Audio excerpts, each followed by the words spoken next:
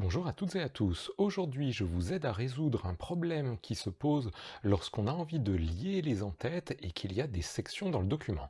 Je vous montre tout de suite. Je vais dans Insertion, je vais rajouter un en-tête. Tiens, prenons quelque chose avec le titre du document. Et là, je me demande pourquoi est-ce que cette en-tête-là ne s'est pas mise à jour. Lorsque je clique dedans, il est pourtant bien lié au précédent, mais il ne se lie pas. Écoutez, le problème est simple, je vous explique tout, c'est parti. Regardez bien, je sais qu'il faut zoomer un petit peu, mais vous allez voir, si je clique dans l'entête qui est de ce côté-là, je m'aperçois que c'est l'entête de la section 1. Lorsque je clique ici, qu'est-ce que je vois? Il s'agit de l'entête de la section 3. Eh bien sûr, vous avez compris où est le problème. Ici, j'essaye de relier cette en-tête au précédent, qui doit donc être celui de la section 2, et bien sûr, celui de la section 2 ne doit pas avoir ça de coché, et donc du coup ça ne marche pas. Mais alors vous allez me dire, mais où est la section 2 puisqu'on passe de la 1 à la 3 à chaque fois? Il y a probablement un endroit dans votre document où vous avez utilisé quelque chose qui nécessite plusieurs sections.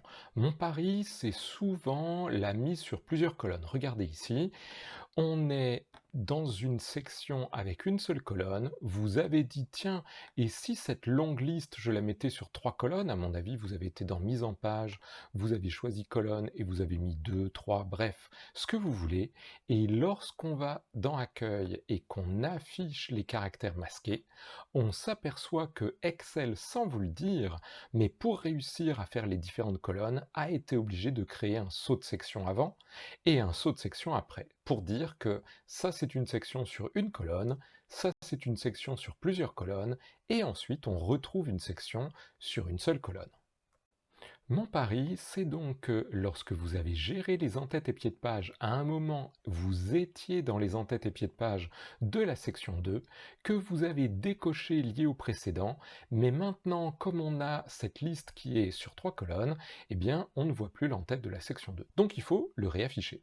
Alors, il faut d'abord que vous trouviez dans votre document à quel endroit on passe de la section 1 à la section 2, et ensuite, soit, si elle ne sert plus à rien, vous la supprimez, soit vous allez faire en sorte qu'elle soit sur le passage d'une page à une autre. Par exemple ici, vous voyez, j'ai le début de la liste d'un côté, la fin de la liste de l'autre, et regardez ce qui se passe quand je clique dans En-tête, et bien voilà, je suis dans l'en-tête de la section 2. Et maintenant, j'ai la possibilité de dire, par exemple, de le lier au précédent pour que tout à l'heure, quand on a la section 3, eh bien, le 2 soit la même chose que le 1 et qu'on puisse lier le 3 au 2. Ici, on tente, je clique, alors bien sûr, il va me demander, mais est-ce que vous voulez que je refasse toutes les liaisons? Bon, bah écoutez, dites oui. Et maintenant, vous pouvez supprimer à nouveau vos petites lignes. Tac, tac, tac, si je reviens dans mon document. Tac. Et maintenant, vous allez vous apercevoir que tout remarche puisque l'entête de la section 3 est bien lié à l'entête de la section 2 et celui de la section 2 à l'entête de la section 1.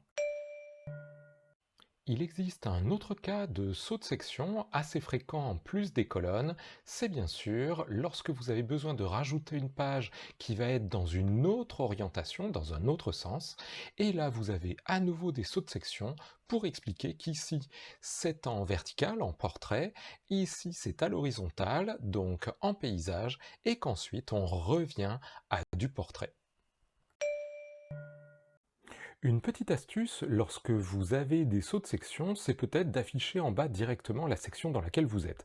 Si jamais ça ne s'affiche pas déjà, faites un clic droit sur numéro de page et ajoutez l'information section de manière à ce que, où que vous soyez, vous puissiez voir directement en bas à quel numéro section vous êtes. Et bien voilà, j'espère que ceci vous permettra de déjouer le piège des sauts de section et de la liaison des en-têtes et des pieds de page. Très bonne continuation, à bientôt, au revoir.